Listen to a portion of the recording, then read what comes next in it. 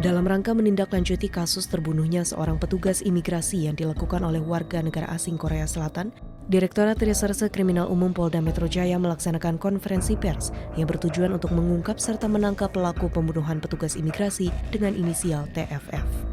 Melalui konferensi pers yang digelar di gedung Ditreskrimum Polda Metro Jaya, Direskrimum Polda Metro Jaya Kombes Pol Hengki Haryadi mengatakan, Ditreskrimum Polda Metro Jaya bekerja sama dengan cara kolaborasi interprofesi dalam rangka Scientific Crime Investigation yang dilakukan bersama dengan Pusat Laboratorium Forensik Mabes Polri, Kedokteran Forensik, Digital Forensik, Kimbio Forensik, Fisika Forensik, dan Asosiasi Psikologi Forensik Indonesia.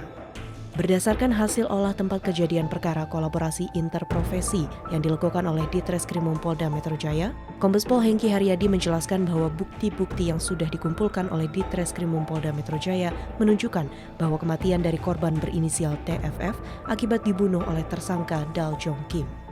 Dari beberapa alat bukti, dari keterangan ahli dari multidisiplin ilmu yang saya perlu jelaskan secara pelan-pelan. Yang pertama, bahwa kejadian ini diawali adanya peristiwa awal di mana korban bersama rekannya sesama pegawai imigrasi ya ini menjemput dua orang yang ada di apartemen itu ya atas nama Hendar dan juga Kim Daljong. Ya, kemudian mereka ke tempat hiburan malam. Ya. Kemudian terjadi keributan di tempat hiburan malam itu, minum-minum dan lain sebagainya, ya. Tetapi keributan itu bukan dengan korban, tetapi dengan rekan yang lain, ya, atas nama Hendar. Di tempat hiburan itulah pelaku Kim Daljong ini sempat memecahkan gelas dan akhirnya tangannya terluka. Kemudian mereka bersama-sama kembali ke apartemen, sempat mengisi bensin dulu, ya. Kemudian saat itu korban sempat satu kali naik, kemudian turun kembali. Nah yang kedua kali memapah tersangka. Ya, ini terekam oleh CCTV. Nah tim digital forensik sudah menganalisis itu bahwa pada saat masuk ke sana itu dengan dua orang atas nama korban dan juga tersangka Kim Daljong ini. Itu semua lengkap di CCTV.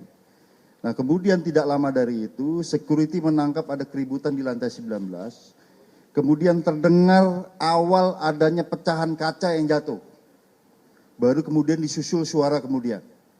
Nah, jadi ini identik dengan keterangan dari fisika forensik menyatakan antara kaca pecah dan korban ini merupakan dua peristiwa yang berbeda. Ya bisa diterima rekan-rekan ya. Nah keterangan daripada pelaku ini bahwa yang bersangkutan menyangkal bahwa dia bersama dua orang, bahwa saya sendirian, tidak dengan dua orang. Padahal CCTV berkata tidak, mereka dua orang. Dan saat itu juga terekam pada saat dicoba dibuka oleh security dan juga dari mechanical engineering yang ada di apartemen, terlihat di sana tersangka membawa pisau dan panci air panas. Dan sebelum didobrak, itu sempat ditanya, Fatah mana? Ini kan korban.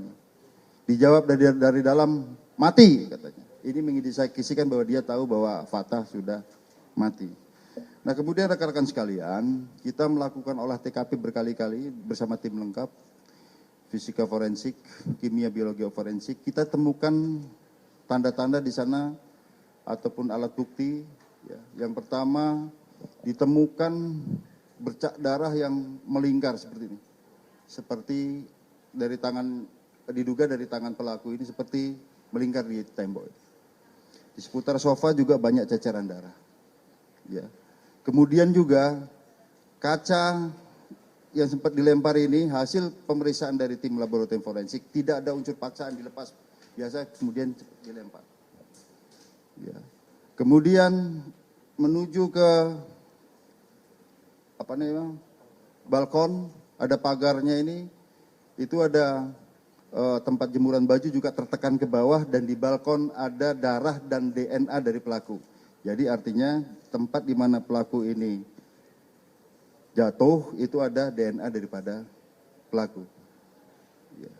Kemudian juga rekan-rekan sekalian, ya, kunci pintu di mana pintu kaca ini sempat dilepas, itu ada DNA daripada pelaku Kim Dangjol. Ya, artinya ini sebuah rangkaian kejadian, alat bukti yang kita temukan, termasuk kita temukan DNA campuran di sendal yang ada di seputaran sofa itu, dan di sendal ini adalah sendal daripada korban yang notabene baru ketemu hari itu, tapi di sendal itu di atasnya ada DNA daripada pelaku juga.